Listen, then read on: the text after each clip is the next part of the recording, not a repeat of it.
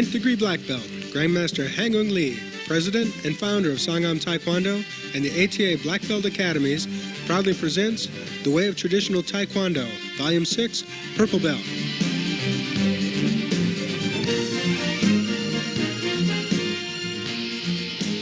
This is the sixth tape in a collection of reference materials covering the complete style of Sangam Taekwondo. It is designed to reinforce the materials that students learn from their instructors while attending classes. We strongly emphasize that this tape is not a replacement for classroom practice. Volume 6 of The Way of Traditional Taekwondo was developed for the 4th grade Purple Belt student. Hi, welcome to the Volume 6 of The Way of Traditional Taekwondo. I'm Master M.K. Lee, Chairman of the Instruction for the ATA, and in this tape, we begin to learn advanced technique that give Taekwondo its beauty, power, and effectiveness. And this time, our special guests are Master Larry Hoover and Master Jay Cole. And now it's my pleasure to introduce President and Founder and 9th degree black belt, Grandmaster H.U. Lee. Hi, everybody. Hi. Nice to see you again. And this time, I'd like to explain my signatures. You see, every time when I see you, you guys asking that my autograph. So I'm gonna explain that because you guys tell me that this Chinese or Korean or Japanese, but actually this is English. So the top is this Korean, Yi Hang-un. That's Chinese, Lee Hang-un. That's English, Hang-un Lee. So Hang-un, that means Hang is lucky, and this Un means male, lucky male, or that's kind of more like a hero. That's what it means. If you're going to read itself, that means just happiness.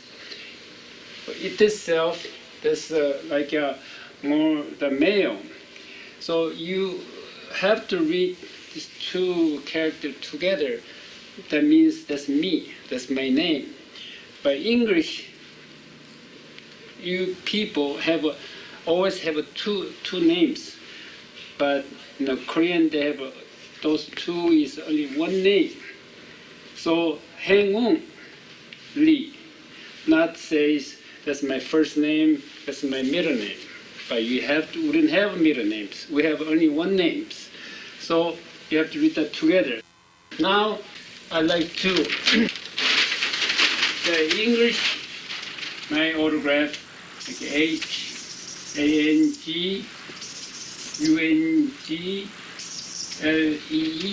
Hangungleele. Now, the Koreans, my Koreans,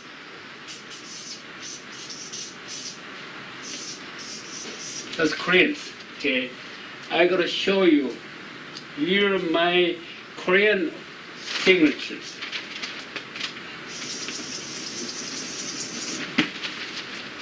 See, that's very close. See, this circle, this I, this dot is this circle, this. And that's what the Korean, that's not even look like a scratch. This look like a tangle with the worms.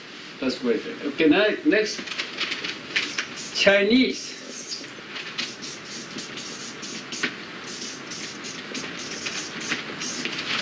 Okay, Chinese, I never have autograph Chinese, so that's all I can do.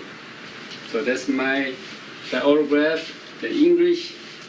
Next time, when I sign like this, I hope everybody recognize this English. And thank you very much, and have a great day.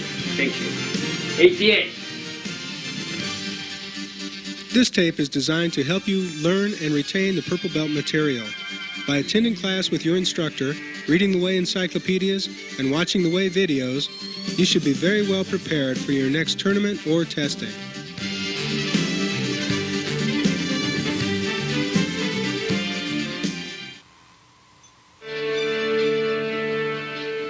Philosophy. At Purple Belt, the forms take on a new name, Inwa. Inwa reflects the accomplishments found in reaching your current level. There is a certain glory in reaching this level. You've set and achieved your goals and have not been broken by the hardships that accompany the discipline and conditioning of your body. You have achieved Inwa, an unbroken glory. Your growth and advancement in Taekwondo is depicted not only as a seedling growing into a mighty pine, but also as a path beginning on level ground and becoming steeper as training becomes more challenging. The symbolic interpretation for the Purple Belt is coming to the mountain. The tree is in mid-growth, and now the path becomes steep. The interpretation points out the place at which the path has come to the foot of the mountain, at the peak of which is Black Belt. The pine tree is now in mid-growth. As it stands tall, it absorbs more of the sunlight, or glory, but also finds that the winds push stronger against the larger trees. Students must persevere in growth as well as in ascent as they begin to look upward toward the sky and to the peak of the mountain. The color purple was chosen to depict purple mountains as they appear from the distance and as remembered in many famous poems and songs.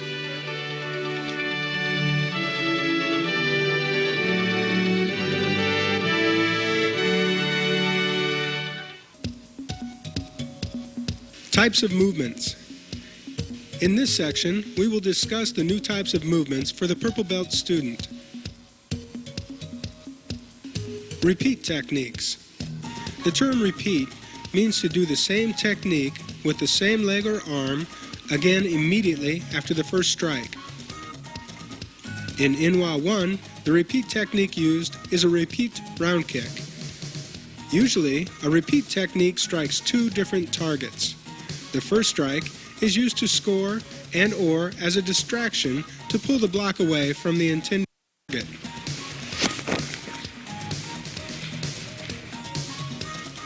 Proper execution of the repeat round kick consists of first executing a round kick, then retract your leg to the chamber position, and without setting down, repeat the kick again.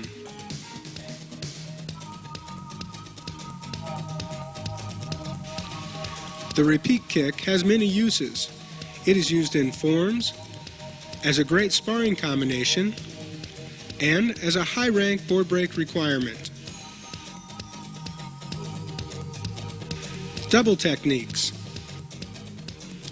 In previous volumes of The Way, we have discussed double techniques as they relate to hand techniques.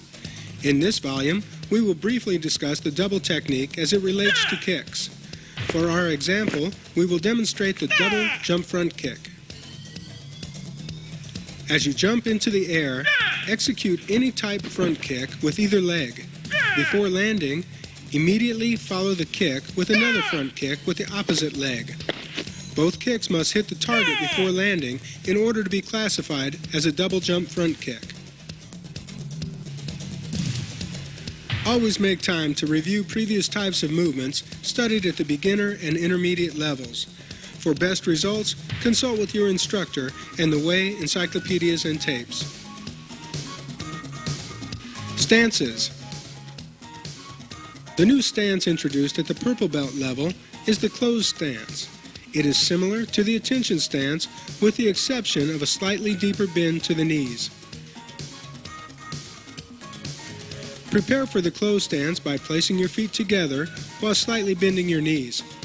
The bent knees will aid in stability and balance while executing your techniques.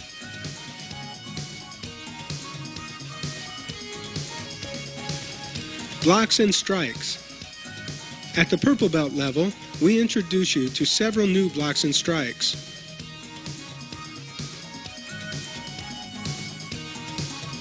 The high-low block. The high-low block is made up of two basic techniques, the inner forearm block and the low block. Begin by chambering one hand up in the inner forearm block position and one hand down in the low block position. In simultaneous motion, rotate both arms using the elbows as a pivot point. Lower the inner forearm block to the low block position and the low block to the inner forearm block position. The hand in the high position will pass to the inside of the hand in the low position as the technique is being executed.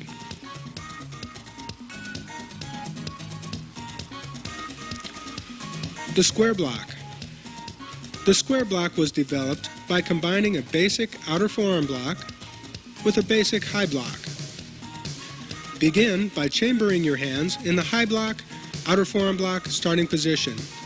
Execute the technique, keeping both fists within inches of each other until reaching a position approximately in front of your nose, at which point each technique will break apart and continue towards its own target.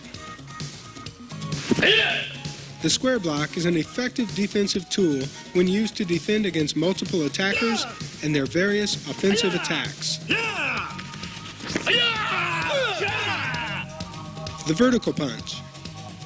The vertical punch is almost identical to the regular punch with the exception of the perpendicular position of your hand as it strikes the target. The strike point is the same, as is the incredible power of the technique. The horizontal fingertip thrust.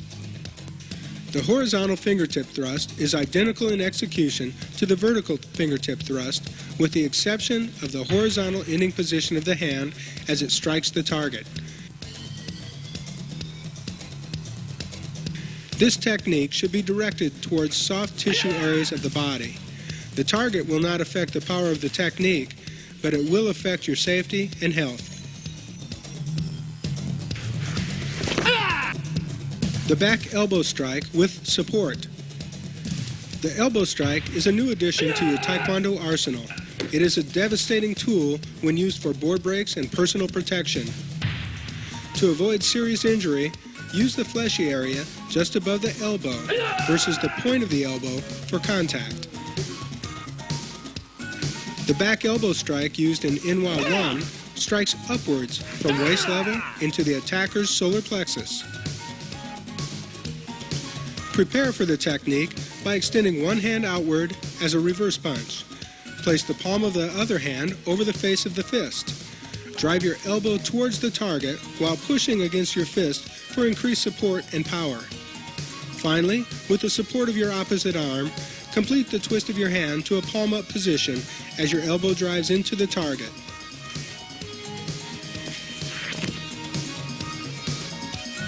The high section back elbow strike. Using the back elbow strike to the high section requires a slightly different execution. Prepare one hand in a position crossing towards the front of your body with your palm twisted towards your face. Cross the opposite arm under the other adjacent to your floating ribs. Drive your elbow towards the target behind you while pulling the other elbow across the front of your body. Complete the twist of the striking hand to a palm down position as your elbow drives into the target. The opposite elbow ends with the hand chambered to the side of your ribs.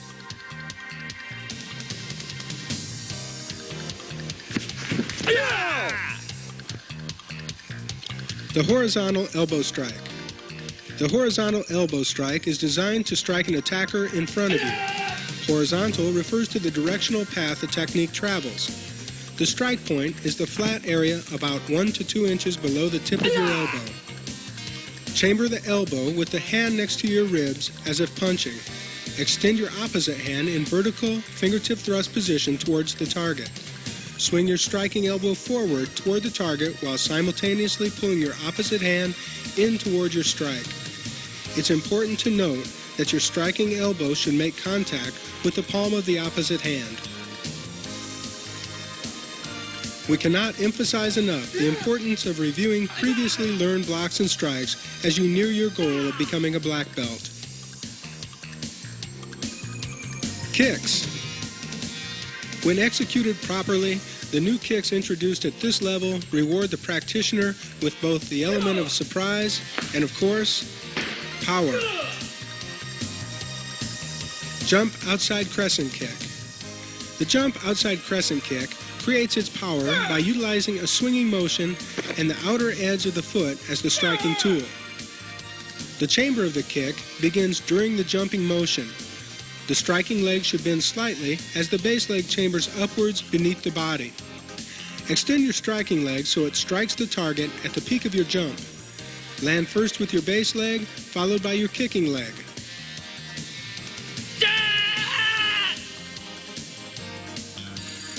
The jump round kick. The jump round kick is both fast and powerful. It combines graceful body movement with awesome taekwondo power. The chamber of the kick begins during the jumping motion. The striking leg should chamber tightly while driving the knee towards the target. The base leg chambers upwards beneath your body. Extend your striking leg so it strikes the target at the peak of your jump. Land first with your base leg, followed by your kicking leg.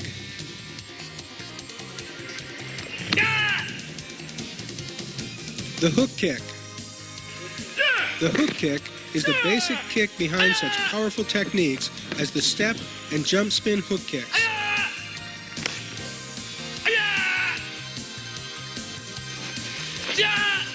The back of the heel, just below the Achilles tendon, is the strike point for this kick. However, in competition, the foot is sometimes extended to give added reach with the ball or bottom of the foot as the strike point. Begin by chambering the kicking leg in a side kick position. Next, execute a side kick extending your leg to the side of your opponent. In the same motion, pull your leg towards your target. As the foot nears the target, retract your heel while striking the target. Rechamber the kick and return the kicking leg to the floor. With consistent practice and the guidance of your instructor, the kicks of the purple belt can be developed as weapons of incredible power for use in both competition and combat situations. Form.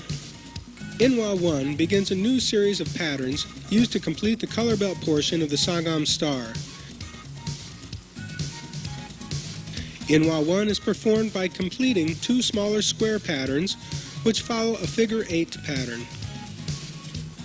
Inwa 1 has 8 phases, lettered A, B, C, D, and opposites of A, B, C, and D.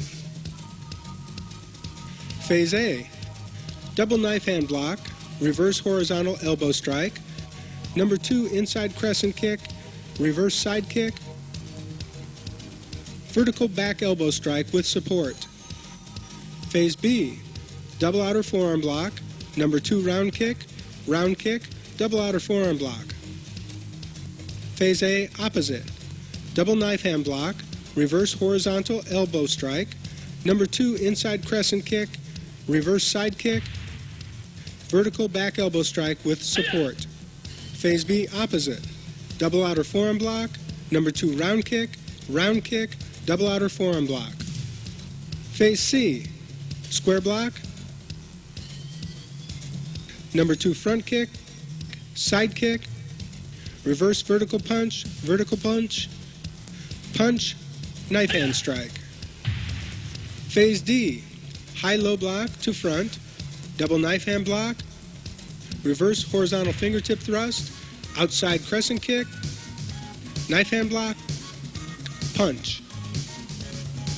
Phase C, opposite, square block, number 2 front kick, side kick, reverse vertical punch, punch, knife hand strike. Phase D, opposite, high-low block to front, double knife hand block, reverse horizontal fingertip thrust, outside crescent kick, knife hand block, punch. Begin Inwa 1 in the at ease position. Relax in this position until given the next command. They say, to me, see Jack.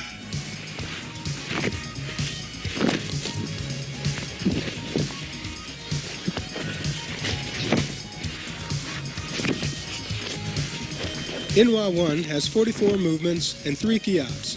The gyi-ups are performed during movements 14, 24, and 34.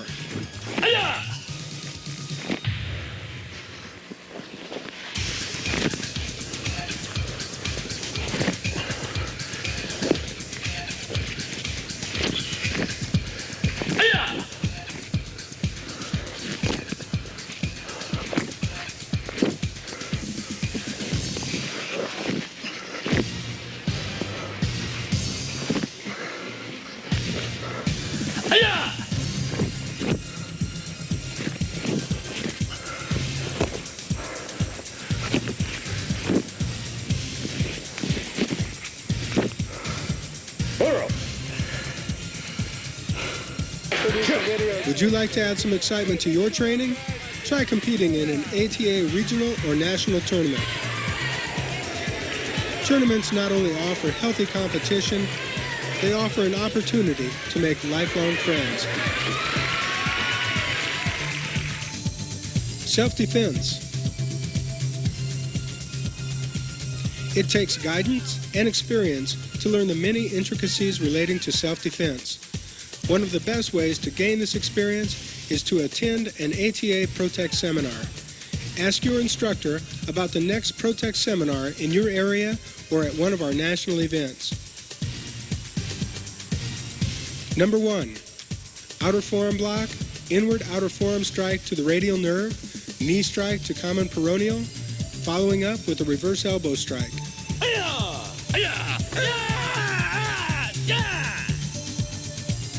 Number 2, outer forearm block, hand trap, 2-finger press to jugular notch, palm strike to nose, and follow up with a wrist lock or inverted finger lock, taking your opponent to the floor.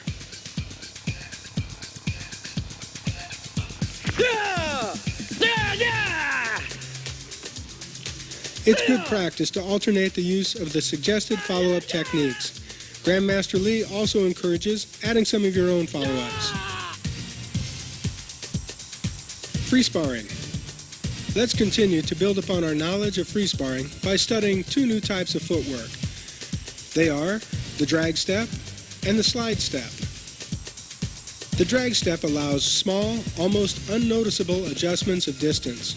When drag stepping, you move one foot either forward or back in small increments while dragging the opposite foot in the same direction. Sometimes, these small adjustments are all that are necessary to keep you in scoring distance or out of scoring range. The slide step is simply an exaggerated version of the drag step. Instead of moving in small increments and dragging the following foot, you move in large increments, allowing the following foot to slide across the floor. Slide stepping allows for both quick attacks and retreats. Circular movement. Previously, we've studied the movements associated with the V-in and V-out patterns. Now let's study the concept of circular movement. Circular movement is an important part of sparring strategy. Students new to sparring tend to move forward and backward. This type of movement allows attackers an easier target as you quickly backpedal only to eventually run out of room. Using circular movement allows you more room to move freely while executing both offensive and defensive techniques. Combinations and countering. In this and future tapes, we will study basic sparring concepts. These concepts are merely the tip of the iceberg. To understand the concepts which develop instinctive sparring, you must work closely with your instructor. Let's begin by studying a very effective kicking combination found in your form, the repeat round kick. The repeat round kick is usually targeted to 2 separate areas, for example, the midsection and head. However, both kicks can also be targeted to the same area, an example being both kicks to the body. The strategy behind the repeat kick is to entice an opponent to commit themselves to blocking the first kick, thereby creating an opening for the second.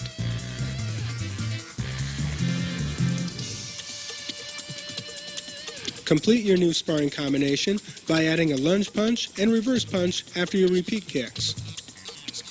Blocking, footwork, and evasive movement. Since we've studied a new combination, let's learn how to counter it by using our blocks and footwork. Attackers using repeat round kicks usually must move slightly forward when kicking due to the target's initial reaction of moving back to evade the kick. Forward distance is usually covered by dragging or sliding the base leg while kicking. Countering. Countering the repeat kick begins by reading the telegraph of the first kick. You must then simultaneously execute a low quad block, VN using a slide or drag step, execute a high quad block, and counter with a lunge punch. As your proficiency in sparring improves, you will find that reading telegraphs becomes easier.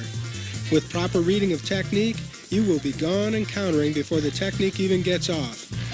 Have you ever sparred your instructor? Then you know what I mean.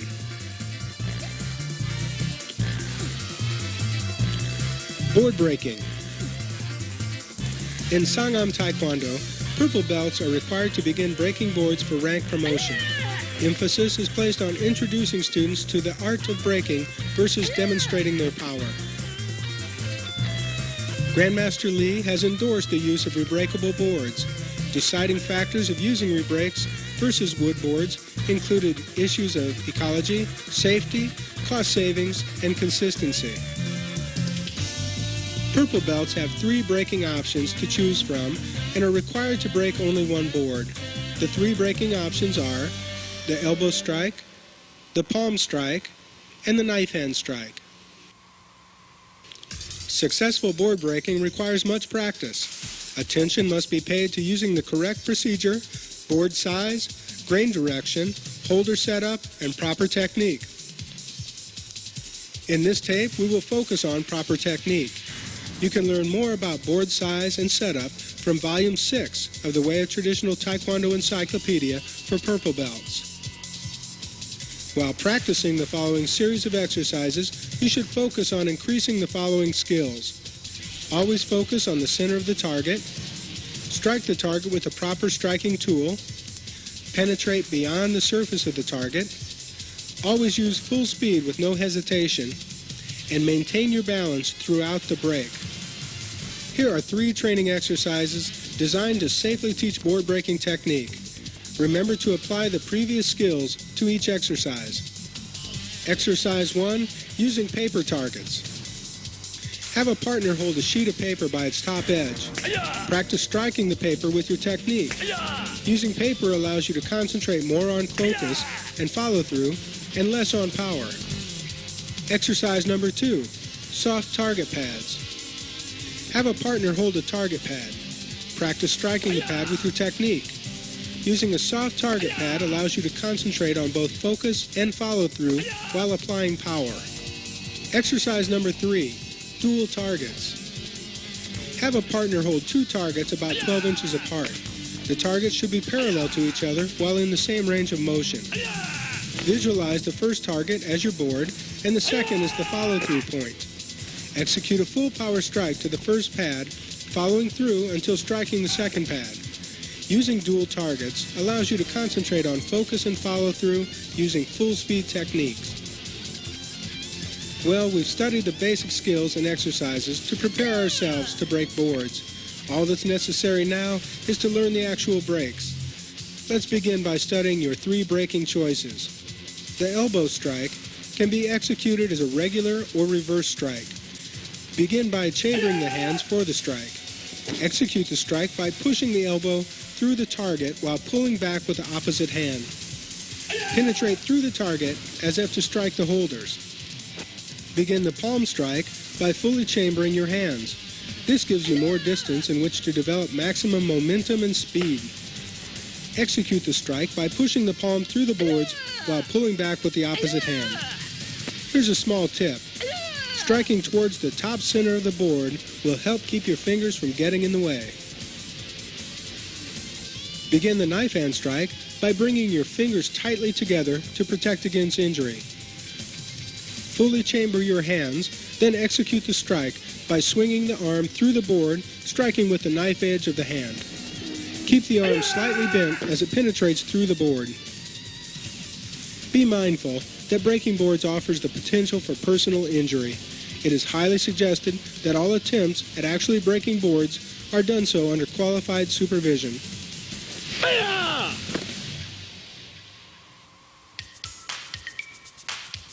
Thank you for watching the tape. Good luck on your next testing or tournament. It is a great pleasure to talk to you about this opportunity, and I have got to meet a lot of you in different events, such as tournaments, testings, and camps, and nationals, and even world championships.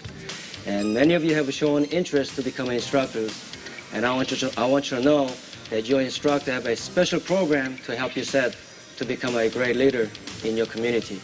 And we all need a great people like you to become our future instructors in ATA.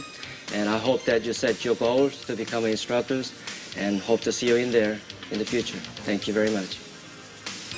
Hi, thanks for taking the time to watch this video, but more importantly, please make all efforts to communicate with your instructor after you watch this tape to learn even more. And remember that, your dreams and your goals, you need to share those with your instructor. So if it's your desire to become a leader in the ATA and in your community, share your dreams, share your goals, not only with your instructors, but with your parents and your teachers. And just look how far you're going to go in this world. Understand your drive comes from here. And if it comes from here, it'll go all the way around the world. Thank you for letting me be here. Bye.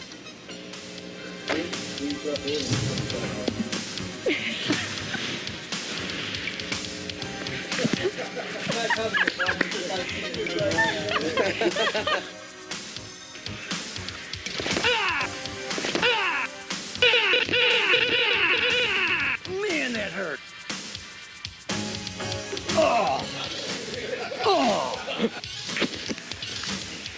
Come here. And then here. Yeah.